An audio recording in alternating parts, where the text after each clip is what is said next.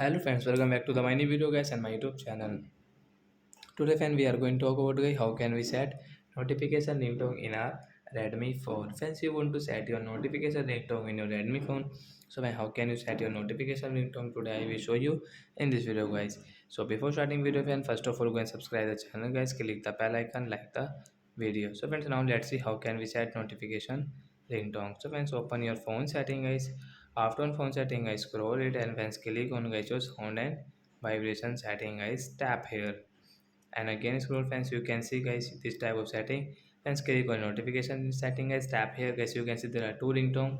So guys, click on this more setting guys. You want more ringtone, so when you can set from here which ringtone guys you like guys, you will have to click. So example, we will click on this moment ringtone and we will again tap here. Friends, you can see this notification ringtone will set into movement.